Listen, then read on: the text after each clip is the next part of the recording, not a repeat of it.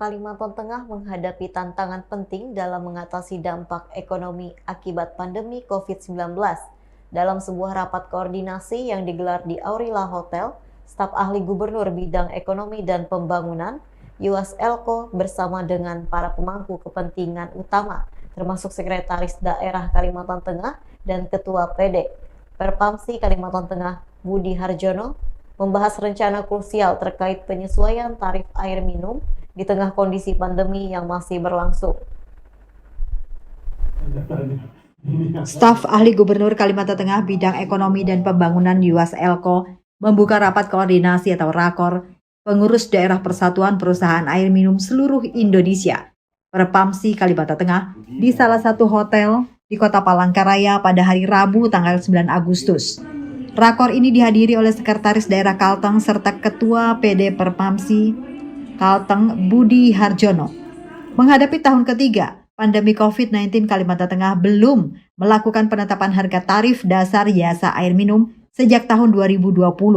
Rakor ini bertujuan untuk mengatasi hal tersebut dengan membahas dan menetapkan usulan batas atas dan batas bawah tarif air minum oleh perusahaan daerah pengelola jasa penyedia air minum atau PDAM di seluruh Kalimantan Tengah. Sekretaris Daerah Kalimantan Tengah menyampaikan bahwa pihak gubernur beserta jajarannya akan turut serta dalam menetapkan harga tarif dasar pemakaian air minum. Hal ini dianggap penting untuk mengatur pendapatan asli daerah atau PAD sekaligus mencegah dampak inflasi yang bisa ditimbulkan oleh kenaikan tarif yang tiba-tiba.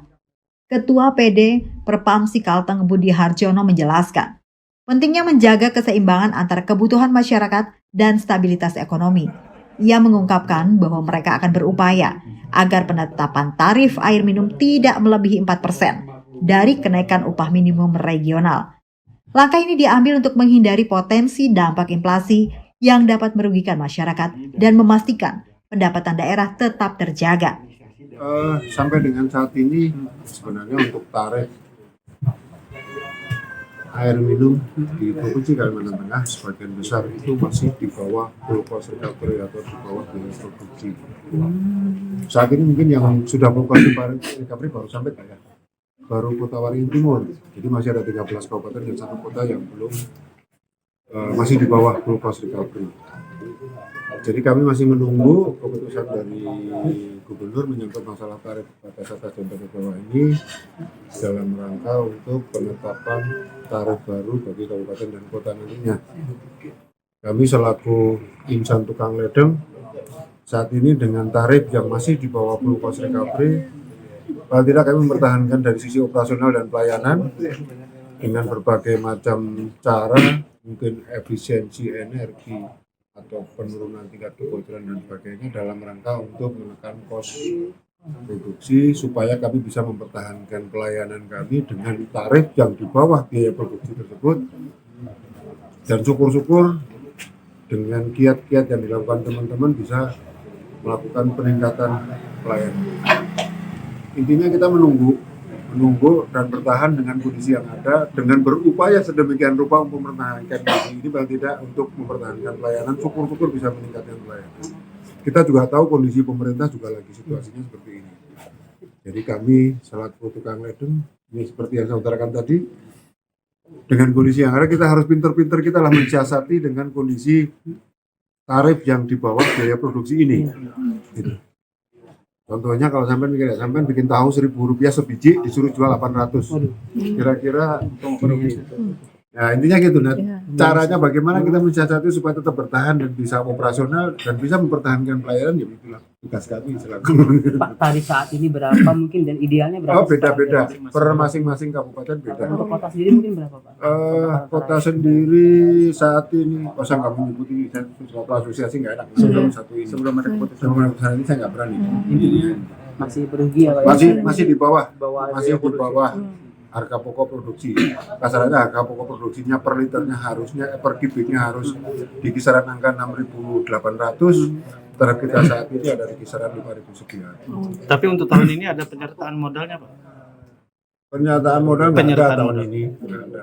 Di beberapa daerah ada yang nggak ada. Nah, penyertaan modal hubungannya dengan investasi. bukan masalah tarif.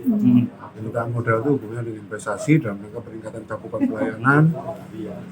Jangka panjangnya ya mungkin berpengaruh, tapi jangka pendeknya mempengaruhi tarif. Ya hanya meningkatkan pelayanan dia. Nah, penyertaan modal itu hubungannya dengan peningkatan pelayanan, bukan masalah tarif. Kalau berhubungan dengan tarif, harusnya kepala daerah mengeluarkan SK tarif baru.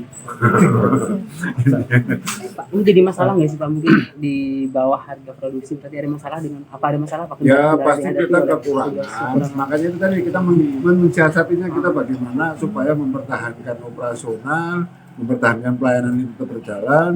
Syukur-syukur dengan beberapa kiat-kiat upaya-upaya teman inovasi sana sini dan sebagainya bisa meningkatkan pelayanan dengan kondisi tarif yang di bawah harga pokok produksi.